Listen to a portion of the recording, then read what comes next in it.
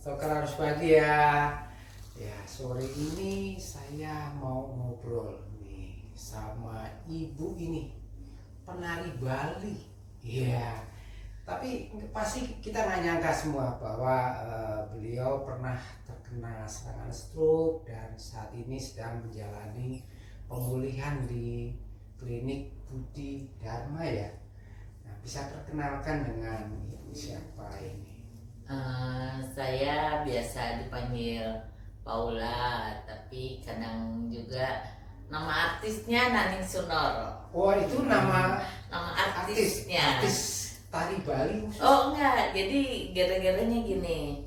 Saya dulu mengajar anak-anak berkebutuhan khusus. Oh, dulu pengajar guru Iya. berarti. OT saya terapi. Tapi saya punya satu muridnya emang luar biasa. Dia tanya WA saya, nama kamu siapa lengkapnya? Saya jawab Paula Josefa Ratna Nitya. Terus dia tanya lagi karena WA saya namanya Naning Sunoro. Kenapa di WA namanya Naning Sunoro? Saya jawab, itu nama artis saya. Saya bercanda. Terus gini, loh, kamu artis apa? Dia tanya gitu. Terus saya bilang, art itu kan artinya seni. Jadi saya senang seni. Jadi itu ya nama artis, saya bilang gitu. Wah, jadi Ibu Paula ini juga dulunya adalah sebelum Pak Castro bekerja sebagai guru apa tadi? OT, okupasi terapi untuk Okupasi anak-anak terapi. berkebutuhan khusus. Untuk anak-anak berkebutuhan Iya. khusus. Nah, ini saya tahu, saya dengar-dengar nih Bu Paula juga di klinik Budi Iya, Dharma saya di juga. klinik Budi Sebagai Dharma apa? sebagai terapis juga, okupasi terapi. Jadi kalau rekan-rekan mau okupasi terapi di klinik Budi Dharma bisa ketemu saya nanti. Silahkan ke adminnya, jadi bisa daftar di sana. Waduh, keren kan? Ini nggak nyangka. Bu Paula, apakah benar nih? Saya dengar tadi waktu cerita di belakang, Bu Paula seorang penyintas stroke juga. Iya, saya penyintas stroke. Hmm. Kenapa saya di klinik Budi Dharma? Karena saya banyak cerita gitu ya. Modal saya sebagai terapis waktu itu saya praktekkan sama diri saya sendiri. Oh, dipraktekkan diri sendiri. Nah, untuk itu kan biasa ya kalau orang stroke itu jari-jarinya kan susah dipakai, susah. Ini susah. Saya masih ada sih bekasnya sedikit-sedikit, tapi secara fungsional ini saya udah bisa koordinasi kiri kanan, tangan saya dua-duanya udah bisa dipakai. Nah, karena dua-duanya udah ya mungkin seimbang belum ya, masih yang lebih lambat. Tapi pemulihan saya juga selain saya terapi, saya juga menari. Wah, jadi keseimbangan itu juga dilatih untuk menari ya? Iya, menari. Tapi sebentar, saya mau ngomong dulu. Kan pasca stroke ya, maksudnya penyintas stroke ya? Boleh tahu dong waktu itu kapan sih? Saya kena stroke Mei 2022. Jadi sekarang ini 2 tahun yang lalu lah. 2 tahun yang lalu. Boleh cerita sedikit kenapanya, berapa lama boleh? Gini, kalau kenapanya saya cerita dulu ya awalnya. Emang waktu itu bagian kiri saya itu terasa lemah, terutama yang terasa tangan. Tapi saya tuh pagi-pagi sempat pijit dulu karena saya takutnya frozen shoulder gitu-gitu kan. Tapi saya udah emang niat mau ke rumah sakit, mau periksa gitu. Tapi saya pagi itu saya pijit dulu, terus pulang, Terus kakak saya nanya, katanya mau ke rumah sakit. Iya deh nanti, aku bilang gitu. Nah ternyata ponakan saya melihat saya udah mulai berbeda nih. Kayaknya omongnya udah mulai pelo. Oh pelo ya. Ya terus dia bilang, tante aku bawa aja deh ke rumah sakit gitu. Oh oke. Saya bilang bener ya anterin ya. Jadi ponakan saya suami istri mengantar saya waktu itu masih jalan. Saya masuk UGD, saya ditensi, tensi saya cukup tinggi, gula saya cukup tinggi saat itu, terus langsung periksa toraks, paru-parunya putih semua, jantungnya bengkak, jadi kondisi saya jelek banget saat itu. Lah waktu Bu Paula waktu rumah sakit masih bisa jalan ya?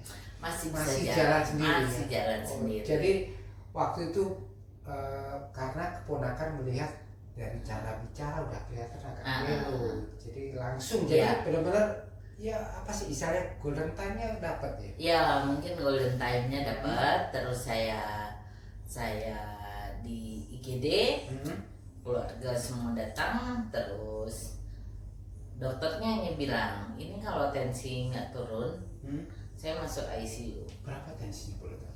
200-an. Oh 200-an, aduh tinggi sekali. Terus ya tinggi banget, tapi saya waktu itu nggak ngerasa pusing. Nggak berasa pusing? Saya masih bisa ketawa-ketawa. Itu padahal tensi udah 200. Iya. Jadi saya tidak merasakan tensi saya tinggi.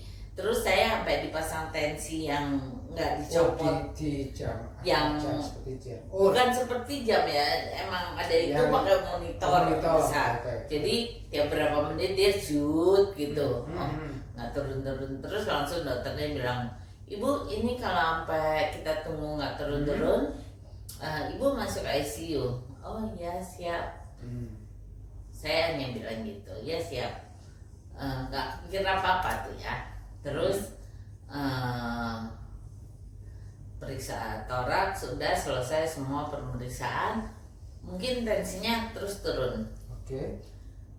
Gula waktu itu juga tinggi sampai 500. Terus akhirnya karena tensi turun, saya tadi gula 500. Oh gula 500 itu paling normal 100 ya? 20 lah. Oh gitu. jadi waktu itu nah ini banyak teman-teman yang lain, konsumsi apa sih? Ibu kok bisa tiba-tiba gula tinggi? Saya sendiri nggak tahu. Darah tinggi apa tensi tinggi? Ya kalau soal makan saya senang makan ya. Tapi kalau soal stres saya pikir mungkin saya nggak. Ini dah. Kalau masalah makan saya senang makan. Itu makan apa coba? Waktu itu tuh kan karena Lebaran. Jadi emang di rumah ada ketupat. Besoknya kumpul keluarga ada ketupat dan teman-temannya. Teman-temannya tuh yang biasanya opor, kacang, yang pokoknya sedap-sedap tuh biasanya gurih-gurih tuh. Pas Lebaran. Terus walaupun saya gini, kalau siang udah makan lontong opor, misalnya malamnya saya tuh hanya pokcoy dicampur tahu, saya bikin kuah gitu aja. Nggak sehari 3 kali. Suka pokcoy Bu ya? Suka. Wah, kapan-kapan lah mampir ke rumah saya. Namanya panen pakcoy. Nah, terus udah jam 8 sekitar jam 9 lah, jam 9 itu saya udah dipindah ke ruang biasa. Akhirnya terus ya infus semua dipasang bla bla bla. Keluarga saya hanya nanya gini, gimana nih, perlu kita tungguin apa enggak? Saya bilang nggak usah, semua pulang aja, tolong lampu dimatiin karena saya senang tidur gelap. Saya bilang pokoknya yang penting bel deket saya sama ada minum deket saya. Karena waktu itu malam saya kayaknya udah dipasang kateter, jadi saya nggak siap untuk di tempat tidur. Siap untuk di tempat tidur. Jadi saya pikir ya udah nggak ditungguin juga nggak apa-apa karena orang yang nungguin nanti malah capek juga kan. Jadi saya sendiri, kebetulan kamarnya sendiri, jadi ya udah saya bilang pokoknya yang penting bel ke saya. Bel, jadi kalau infus habis atau apa bisa panggil suster. Berapa lama Bu di ICU? Nggak di ICU, ini ruang biasa Ruang biasa. karena tensi turun. Nah ini nih kisah saya ya. Saya 5 hari nggak boleh turun tempat tidur Oke. karena stroke. Udah mulai pelu tuh waktu itu ngomong? Udah ngomongnya, tapi nggak pelonya nggak terlalu pelo-pelo. Oh, masih banget. bisa dimengerti lah. Nah, bukan yang nggak dimengerti lah. Udah. Terus hari ke berapa ya? Saya boleh pulang. Terus oke, saya pulang. Pulang tuh sudah didorong dengan kursi roda karena saya tidak mampu berjalan. Cuman saat di rumah sakit itu dokternya bilang gini, Bu, tangannya jangan sampai ngengem ya. Ibu latihan gini-gini terus. Nah, karena tangan kanan tidak kenapa-kenapa, dan saya kan karena tangan kanan tidak kenapa-kenapa, saya pikir saya lebih gampang. Saya tidak mau diinfus di tangan kanan. Saya bilang mendingan di kiri aja deh. Karena kalau di kiri relatif dia harus diam dan emang nggak boleh saya pakai kan. Nggak bisa saya pakai karena lemas. Tapi dokternya pesan harus dibuka terus gitu-gitu.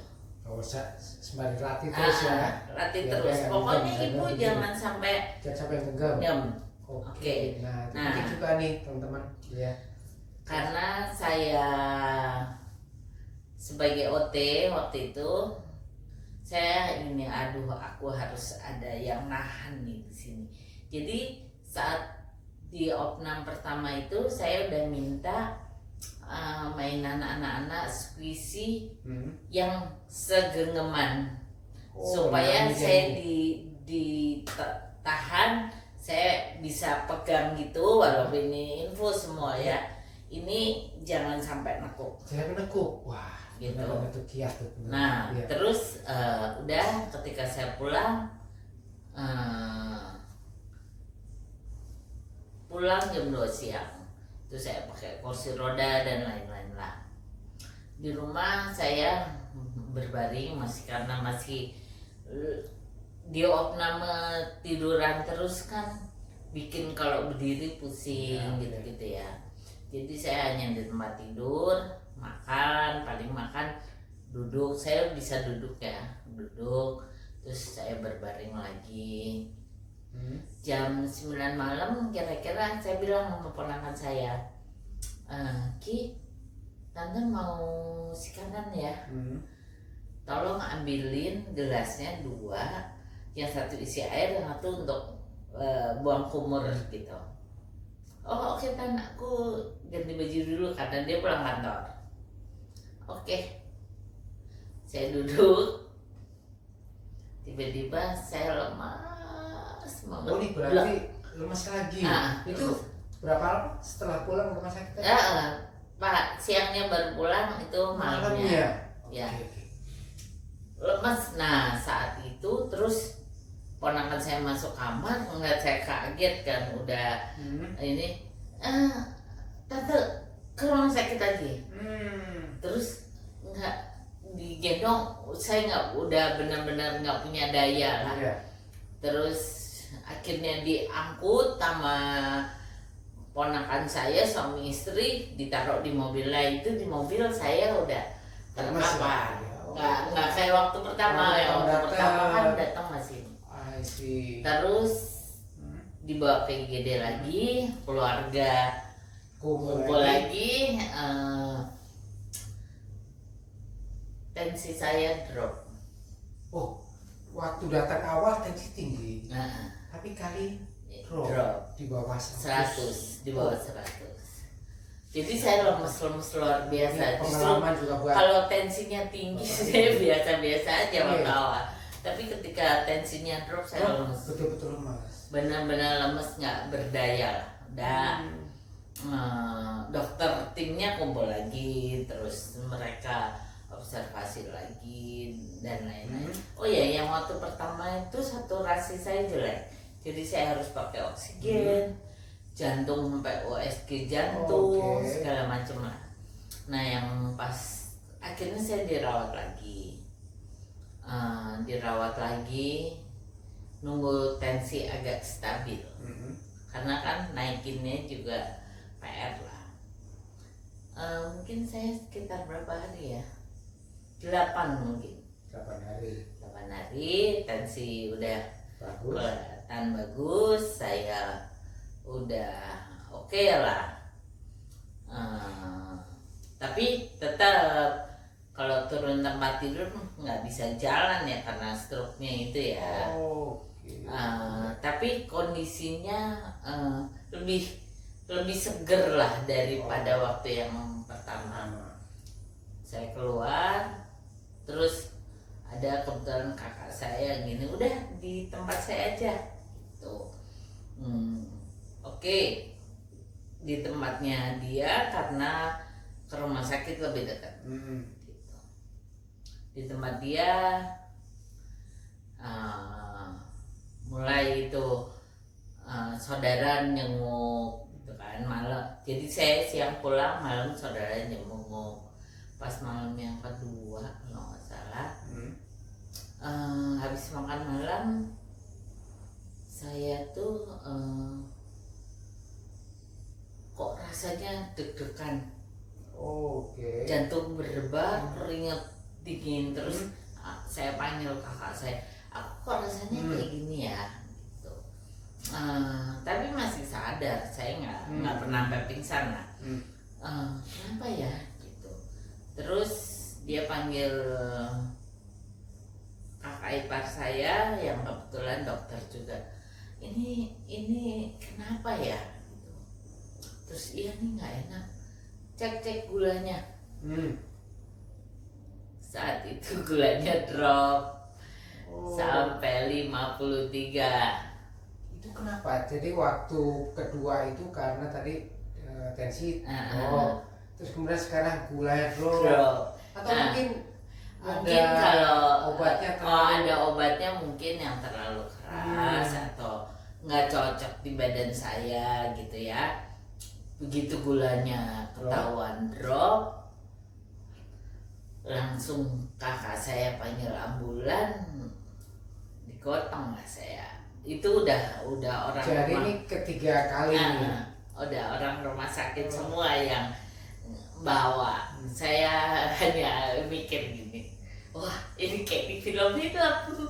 Jadi 3 kali nih. Iya 3 kali. Nah yang pas 3 kali itu diangkut bener-bener pakai ininya ambulan tuh yang krek gitu, yang oke, padahal jaraknya dekat. Berapa lama Bu waktu yang di rumah sakit ketiga itu? Nah yang di rumah sakit ketiga mungkin seminggu lah. Seminggu. Jadi ini keluar sehari, masuk lagi malam, keluar 2 hari. 2 hari kemudian masuk lagi. Mudah-mudahan nggak ada kepat. Jangan sampai. Tidak ya. Tapi ini menariknya, saya itu saya sendiri bingung kalau ditanya orang stres nggak. Stres enggak. Tapi kalau makan iya dong. Maksudnya kamu stres nggak saat itu di rumah sakit bolak-balik? Apa ya? Saya tuh nggak mengalami hal-hal kayak gitu. Saya tidak mengalami begitu terdiagnosa stroke terus stres terus sedih. Gitu enggak. Nangis atau apa? Malah saya gini, tiba-tiba tersebar di WA grup teman-teman kamar saya, rumah sakit saya. Saya langsung WA balik ke mereka. Maaf ya, saya kondisi tidak stabil, jadi jangan ditengok. malah saya yang minta untuk tidak ditengok gitu. Untung saya punya teman-teman yang begitu pengertian, walaupun ada satu dua yang menengok teman-teman dekat saya, yaitu kalau udah nengok masa mau saya usir, nggak lah, saya terima. Tapi saya emang buat pengumuman ke teman-teman untuk nggak usah nengok, karena teman saya banyak banget. Nanti kalau saya ditengok saya nggak bisa istirahat, malah saya butuh istirahat ya. Saya butuh istirahat. Terus saya juga menjalani hari-hari di rumah sakit tuh apa ya life at the moment aja gitu. Jadi emang oke, sekarang lagi di opname, lagi nggak bisa ngapa-ngapain, ya udah saya jalanin aja. Saya nggak berpikir aduh ini gimana ya, habis ini saya gimana ya, karena itu saya pikir akan menambah beban pikiran ya. Jadi berapa lama Bu tadi di rumah sakit ketiga? Seminggu mungkin. Seminggu. Gitu. Jadi ya udah. Nah pas yang di opname ketiga ini saya udah mulai minta buku mewarnai sama pensil mewarnai. Karena dulu pengajar OT, jadi cepet-cepet harus pelatih. Jadi saya pikir udah ini mumpung nggak bengkok nih, saya harus coba pegang pensil. Walaupun saya kiri, jadi gini, orang kadang-kadang karena tangan kanannya merasa normal, tangan kiri jadi nggak dilatih. Nah kalau saya karena tangan kiri, saya berpikir bahwa kiri kanan ini Tuhan menciptakan untuk seimbang gitu ya. Jadi nggak ada tangan kanan yang lebih penting, jadi kiri kita abaikan, nggak boleh kayak gitu. Jadi saya mewarnai pakai tangan kiri. Ngangkat pensilnya aja awalnya nggak kuat, hanya telak. Jadi pokoknya bermodalkan pendidikan ibu dan pengalaman, jadi sekarang praktek sendiri. Praktek sendiri. Aduh nggak kuat. Udah nggak kuat, saya coba keluarin aja. Jadi saya karena nggak ada yang besuk, ya paling keluarga yang besuk ya. Saya kan sendirian, jadi saya itu keluarin pensil warna dari kotaknya, saya masukin lagi. Jadi dengan kesadaran melatih diri sendiri ya. Iya. Baik. Ini saya latih ini. Nah udah begitu keluar yang benar, yang panjang ya udah normal semua. Saya jalan pakai tongkat. Pakai tongkat berapa lama tuh belajar? Mungkin ada 3 bulan. 3 bulan tetap berani pakai tongkat. Nah, saya terus dilatih tangannya tadi. Iya, jadi karena saya habis itu kan pas stroke saya di rumah ya. Jadi saya pagi itu saya sarapan, minum obat, berjemur dulu, terus jalan, walaupun hanya sedikit lah. Terus saya duduk, saya mau warnai. Nah ini teman-teman stroker yang harus bahagia. Jadi ini pembelajaran juga buat kita semuanya, apalagi teman-teman yang ada teman-teman hemoragik yang stroker harus bahagia ini baru kena. Ada yang 2 minggu, ada yang sebulan. Nah ini bisa belajar dari jangan lewatkan kesempatan itu. Jadi harus tetap saya ini ambil, saya dengar musik, puji-pujian, saya mau warnai. Nanti udah jam setengah 10, jam 10 gitu udah mulai capek lagi ya kan. Nggak bisa. Saya masuk, saya duduk nonton TV sekuatnya aja. Terus nanti tiba-tiba udah jam makan siang ya saya makan. Habis makan saya duduk lagi. Jadi saya mengusahakan jangan terus-terusan berbaring. Kalau terus-terusan berbaring apa ya, nanti malah makin lemah gitu. Jadi saya duduk, nanti sekitar jam 3 benar-benar capek. Saya baru istirahat sampai jam 4, setengah 5 saya mandi. Yang ini juga ada kiat nih. Saya sejak stroke mandinya pakai gayung dan pakai tangan kiri. Iya, oke. Jadi tetap waktu pasca stroke awal tuh tetap melatih dengan kesadaran melatih, tidak manja ya. Pokoknya jangan manja, harus jangan manja, udah pokoknya gunakan gayung walaupun jatuh awalnya. Kemudian ya, belajar nulis tadi, mindahin barang. Iya, kadang-kadang di meja makan itu duduk ada tempat sendok, saya keluarin sendoknya, saya susun, habis itu saya masukin lagi. Jadi boleh nih kiat-kiat nih ya. Terus, jadi asal jangan ngalamun aja tapi melatih. Iya. Jangan ngelamun, kita bergerak. Jadi makanya itu saya ngeliat kan Bu Paula juga sudah bukan belajar ya, memang hobi menari ya. Iya, saya senang. Mulai menari. Boleh dong nanti minta videonya Bu. Boleh. Nah, ini saya sedikit ya mau kasih tahu.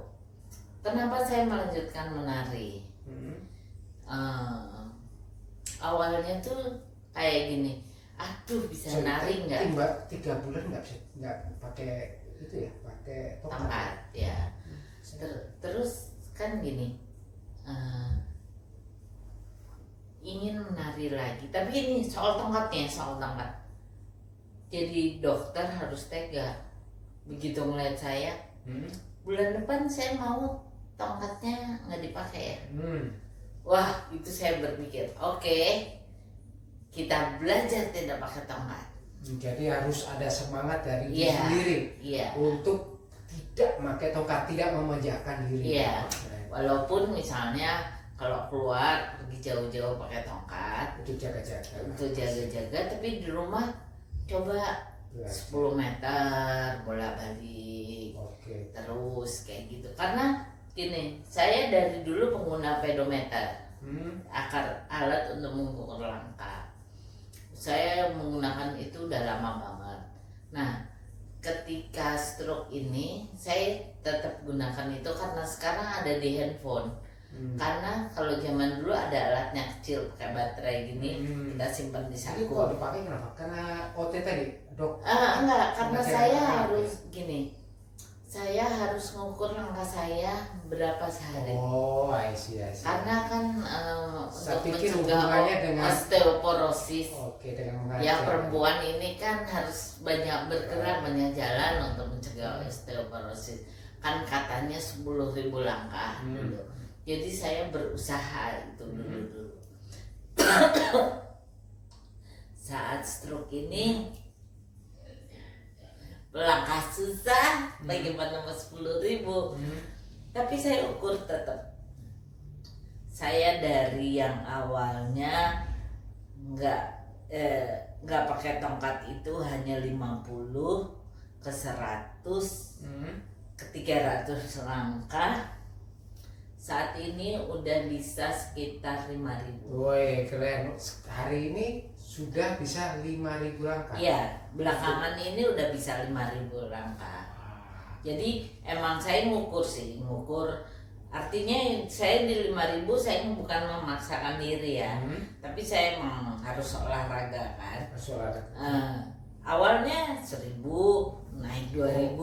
Tapi sih maksudnya berulang-ulang kemudian naik ya. Naik terus nanti waktu 1.000 juga terus kayaknya nih mulai konstan di 1.200, 1.300, 1.500 terus gitu.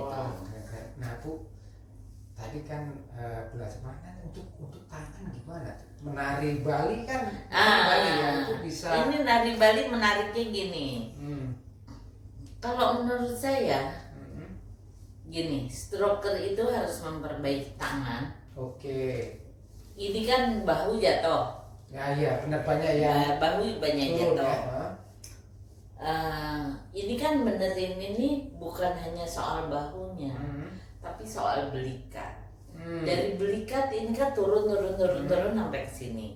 Nah, penari Bali itu kalau kita latihan nari Bali, emang pemanasannya itu kan kita harus memutar bahu. Belikat bahu, ya. Dan itu untuk stroker penting sekali dilakukan. Dan menaikkan, menurunkan, menaikkan supaya seimbang. Terus bagaimana caranya untuk supaya belikatnya tidak ada kekakuan? Nah, itu tuh kita harus sampai ke belakang, kita tarik ke belakang gitu supaya si belikatnya ini dan ini semua dilakukan kalau pemanasan kita mau latihan nari. Jadi it works banget gitu, relate antara penyembuhan saya stroke dengan saya berlatih kembali nari Bali. Padahal kalau tari Bali kan ya kalau menggoknya juga perlu keseimbangan ya. Iya, keseimbangan saya masih kurang. Itu sorry, Ibu tadi mulai latihan nari Bali itu sejak pasca stroke berapa lama? Kebetulan gini, saya itu kembali lagi ke studio nari bukan untuk menari langsung ya. Jadi saat itu di studio ada lagi latihan uji tampil namanya, kayak UTS-nya gitu ya, ujian tengah semester. Nah, saat teman-teman saya uji tampil, saya datang. Tapi saya itu ngapain Pak? Uji nyali. Karena itu pertama saya keluar. Ketemu orang. Nah, yang membuat saya kenapa berlatih lagi? Semua orang, ayo nari lagi. Mengajak ya, padahal mereka ngerti kondisi. Bola seperti itu. Dan kita kan studio itu harus naik tangga.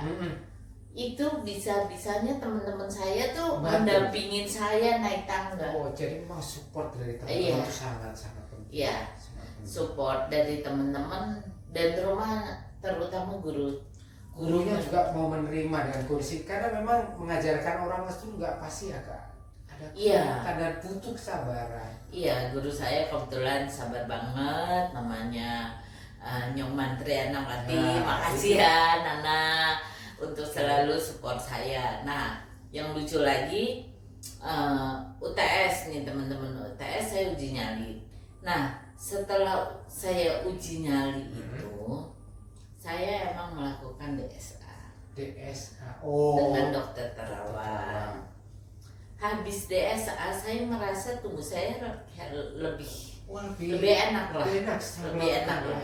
Itu ya. Nah, guru bilang ayo latihan lagi. Oke, saya latihan. Nah, itu kapan mulai berani? Mulai berani itu mungkin sekitar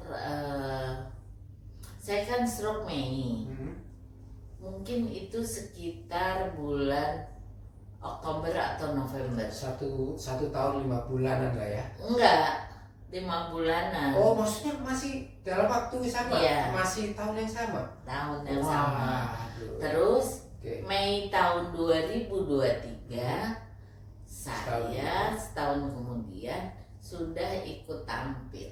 Wah, keren. Walaupun ya tangan masih keriting gitu ya, tapi saya merasa gini, diberi kepercayaan sama guru dan teman-teman juga, oke, nggak apa-apa, karena saya banyak dukungan. Jadi karena dukungan support ya teman-teman dan gurunya. Jadi saya berani. Nah, sebelum tampil itu ada cerita di balik itu. Jadi saya latihan nari. Habis latihan nari saya makan dengan 2 orang sahabat saya, tuh Cika Manti ya. Ngobrol-ngobrol, saya bilang ayo dong ikut nari, temenin gue. Dan mereka ada di kelas saya sekarang. Bentuk support betul ya, bentuk support ya. Butuh support dari teman-teman. Dan ya teman itu saya makin doang nggak butuh teman banyak, tapi sahabat yang benar-benar support saya nih, ya itu yang penting. Oke, luar biasa Bu Nani. Bu Paula, Bu Paula ya, Bu Nani kalau. Nah itu sekarang kalau di klinik Budi Dharma itu apa sih itu maksudnya job-jobnya itu apa sih? Oh, job-jobnya ya untuk OT itu gini, kita misalnya belajar gini, kayak kemarin saya lihat ada pasien kesini, semua jaketnya istrinya yang masih menarik. Jadi kalau sama saya kita harus berlatih, ayo resletingin, ngancingin baju, pakai sepatu, menaliin sepatu. Artinya aktivitas-aktivitas yang harusnya kita mandiri, kerja sendiri, ya itu harus kita lakukan dengan diri kita. Karena supaya apa? Kita struktur jangan repotin orang lain. Jangan repotin orang lain, jangan terlalu manis. Jadi kita ngerjain sendiri. Ngerjain sendiri, sisiran, keramas kalau tangannya hanya satu kan susah. Mungkin kalau teman-teman kan ada yang pakai kerudung atau apa kan harus bisa pitin atau harus penitiin, harus apa gitu. Jadi kadang-kadang mereka mengandalkan satu tangan, jangan. Harus dua-duanya. Tuhan ngasih kita 2 tangan loh, gitu. Jadi kita harus misalnya ngepasin. Ya, seperti kalau masang kancing, buat kancing kan harus 2 gitu Bu. Iya. Jadi kadang-kadang gini, ada orang merasa gue survive kok dengan 1 tangan. Jadi yang tangan yang lemah nggak dilatih, jangan. Jadi harus dua-duanya. Okupasi terapi. Oke. Nanti kalau Bapak Ibu, para stroker yang mau ke klinik Budi Dharma, mau okupasi terapi, nanti bisa ketemu dengan Ibu Paula atau kalau teman-teman lagi Naning lebih Sonoro. banyak manggilnya Ibu Naning ya. Ya, Ibu Naning. Naning ya. Oke. Mungkin ada pesan buat teman-teman stroker. Kalau buat teman-teman stroker sih gini, latihan yang betul. Yang betul tuh gimana? Kita harus tanya sama orang yang ahli bidangnya. Misalnya kita tanya sama orang fisio. Karena saya tiap kali ketemu, saya sampai sekarang masih fisioterapi. Setiap saya fisioterapi, kan badan saya ngerasain. Oh, ini kayaknya otot di sini masih lemah deh. Oh, otot di ini. Kadang-kadang orang-orang ke fisioterapi itu hanya gini, jadi kasih latihannya hanya itu. Oh ya jangan, kita pasien, kita yang sakit, kita yang punya badan, kita yang ngerasain. Jadi misalnya, oh merasa kok gerak gini, karena gini, nih ya gerak tangan ini madep ke atas, telapak ke sana, dengan telapaknya madep belakang. Ini ototnya yang dilatih lain. Beda. Iya, jadi kita mesti aware sama diri kita sendiri, gitu. Otot mana yang dilatih, otot mana yang masih lemah. Jadi kalau ketemu ahli, curhat sebanyak-banyaknya, tanya sebanyak-banyaknya. Berani bertanya. Iya, jangan pasif. Misalnya, oh ya habis dikasihnya hanya gini, loh ya jangan gitu. Kan nih nggak tahu badan kita apa yang kita rasain, gitu. Jadi tanyalah sama fisioterapis. Oh ini saya belum bisa ini, kok saya jongkok belum bisa. Oh ibu latihannya ini dulu, jangan mau jongkok dulu. Oh ibu ini perlunya latihan ini, perlunya latihan ini. Oke, dari situ kita tahu latihan yang benar buat kita apa, dan sifatnya kan personal banget. Mungkin apa yang dialamin bapak, misalnya bapak kuat di mana ototnya, berbeda dengan kekuatan otot di saya gitu. Jadi banyaklah bertanya, juga bertanya sama dokter saraf. Jangan lupa kontrol selalu sama dokter saraf. Karena kita pasca stroke, kondisi kita tuh dari bulan ke bulan lain. Kayak saya gini kemarin, aduh pergi keluar kota, muncul tuh kayaknya spastik saya. Saya konsul dok, kemarin tuh muncul lagi loh. Oh ya, saya kasih ini ya, supaya nggak ototnya nggak tegang kaku. Oke, bulan depannya gimana? Oh dok, sekarang saya udah gini. Oh ya, obat yang ini saya Tangguhkan. yang ini nggak saya kasih, yang saya kasih obat yang masih diperlukan apa gitu. Jadi jangan takut. Kedua, jangan takut minum obat, karena banyak pendapat bahwa kalau kita minum obat nanti ginjal kita rusak. Hei, kalau kita darah tinggi tidak terkontrol, ginjal kita akan rusak. Cek lab itu penting sekali. Tiap bulan kita harus cek lab supaya kita tahu, oh dalamnya ini. Karena kesehatan bukan perasaan. Rasanya sehat, oh enggak. Itu semua ada angkanya, kita harus cek lab. Cek ke dokter, cek lab, banyak bertanya sama fisioterapis, sama orang-orang yang ahli, jangan malu. Jadi saya 2 tahun pasca stroke kemarin mulai dokter jantungnya bilang, oke, kontrolnya 2 bulan lagi. Oke, artinya udah mulai berkurang. Interestnya oke, kontrol lagi 3 bulan lagi. Oh, mulai berkurang. Jadi tetap kontrol. Nanti dokternya akan menentukan kita sebulan sekali atau 2 bulan sekali atau 3 bulan sekali. Dan cek labnya hasilnya bagaimana, itu penting sekali. Karena kita rasanya udah enak, udah deh abai sama yang gitu-gitu. Padahal itu penting. Oke, wah keren. Terima kasih loh Bu Pola atau Mbak Naning atas penjelasannya dan nasihat buat teman-teman stroker agar pulih kayak beliau nih dalam 2 tahun narinya udah oke. Nanti kita ada video-video yang akan disampaikan oleh Mbak Naning waktu nari Mbak Naning, yes. Oke Mbak Naning. Oke, terima kasih. Kiranya apa yang kita sampaikan ini juga bermanfaat dan menjadi berkat bagi semua orang. Oke, terima kasih. Salam. Shalom. Bahagia.